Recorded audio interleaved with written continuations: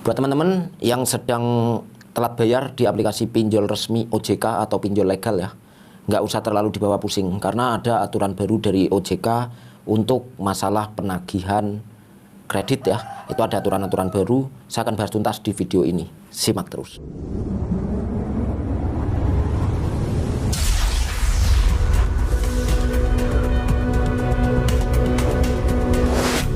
Assalamualaikum warahmatullahi wabarakatuh. Jumpa lagi di Wani Tangi Official ya. Saya selalu mendoakan buat teman-teman di luar sana dalam keadaan sehat walafiat.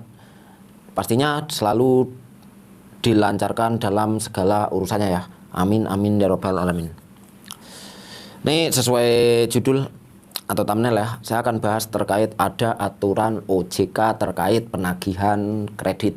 Ini aturan masih baru banget nih. Dan ini saya lihat di Instagram resmi dari OJK ya, yang bersumber dari website resminya ojk.go.id ya. Ini di sini dengan judul aturan terbaru penagihan kredit yang wajib kamu tahu.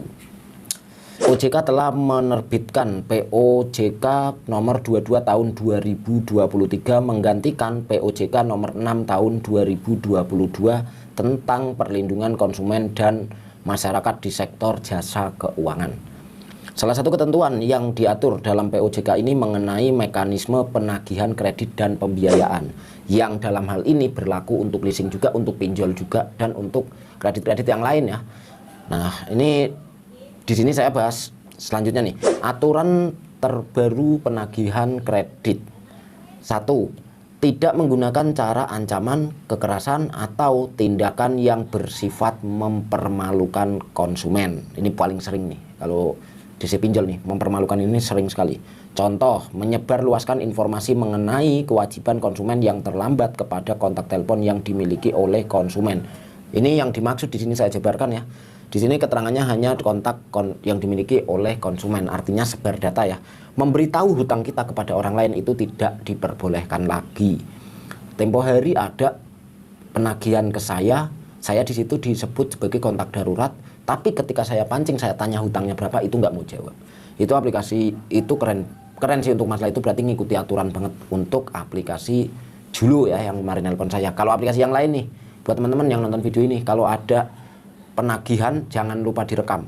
Apalagi yang statusnya kita bukan sebagai peminjam, namun sebagai kontak darurat. Ketika si kontak darurat ditelepon dan si penelpon atau penagih menyebut hutang, besarnya hutang si konsumennya atau peminjamnya kepada kontak daruratnya, itu juga salah ya. Oke, lanjut. Yang kedua, tidak menggunakan tekanan secara fisik maupun verbal. Maka dari itu saya sering sekali bilang bahwasanya ketika ada DC lapangan ya yang ke rumah khususnya, itu jangan lupa dan jangan ragu untuk merekam ketika mereka menagih. Ketika si DC tersebut datang ke rumah Anda ya, jangan lupa direkam.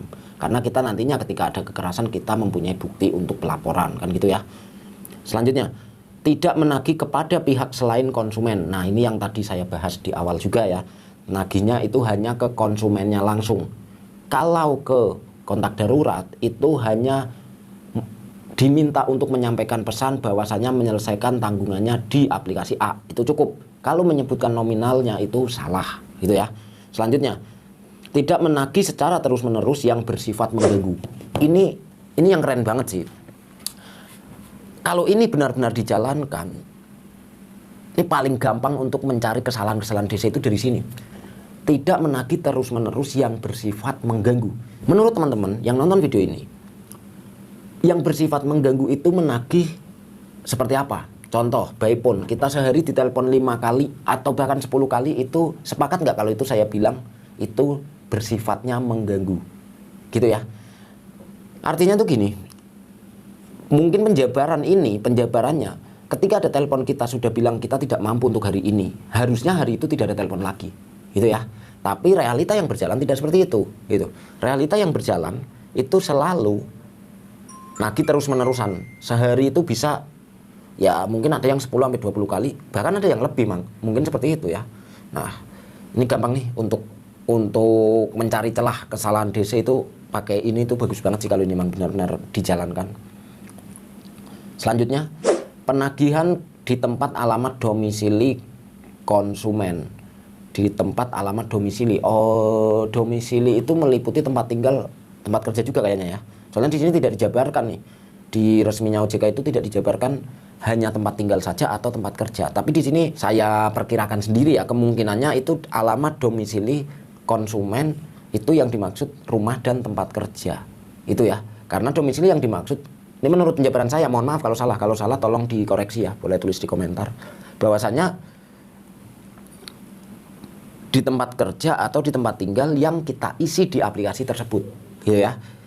Hanya pada hari Senin sampai hari Sabtu di luar hari libur nasional dari pukul 8 pagi hingga 8 malam waktu setempat.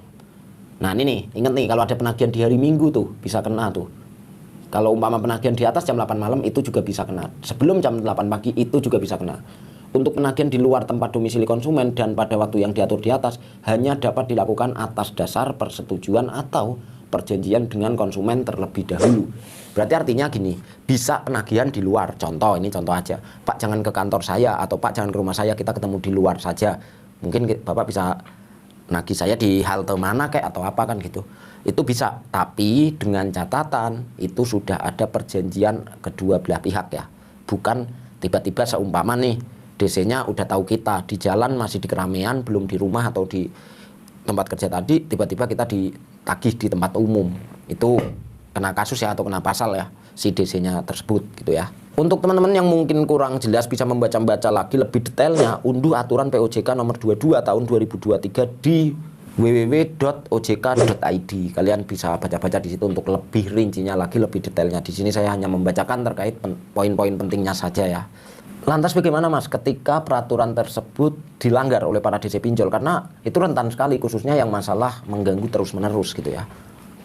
Nah, terkait masalah itu, teman-teman bisa screenshot atau mungkin ambil dari video saya ini juga bisa, atau cari di website langsung OJK langsung ya. Itu ketika ada penagihan dari DC yang sekiranya itu di luar batas atau di luar aturan yang tadi saya bacakan, itu bisa tunjukkan ke DC-nya, Anda salah di poin ini loh. Saya bisa laporkan Anda ke OJK. Karena OJK mengeluarkan peraturan baru seperti ini bunyinya. Anda harusnya paham. Dan seterusnya seperti itu ya. Jadi dicoba aja kayak gitu, nggak usah menyerah. Artinya ketika ada DC yang nyeleweng ya kita harus berani lawan. Bukan kita udah ada DC-nya nyeleweng dari peraturan tapi kita tetap diem aja. Atau kita ditindas tapi kita tetap nggak mau bereaksi. Kan nggak tepat lah. Saya kalau udah berkali-kali juga bilangan buat teman-teman yang sedang pusing mikirin masalah pinjol, sedang pusing menghadapi penagihan dari DC pinjaman online, itu kalian bukan diam saja, tapi kalian mencari informasi sebanyak-banyaknya, dan ketika sekiranya penagihan tersebut sudah tidak wajar, kalian juga harus lawan, bukan diam aja kan gitu. Saya udah berkali-kali bilang juga seperti itu. Ini semoga sih, saya hanya berharap untuk aturan ini bisa dijalankan benar-benar oleh OJK, dan ketika ada DC pinjol yang melenceng dan ada konsumen atau si peminjam yang melaporkan si penagih tersebut, harusnya sama OJK itu diberi hukuman, bila perlu izin aplikasinya dicabut aja langsung kan, seperti itu.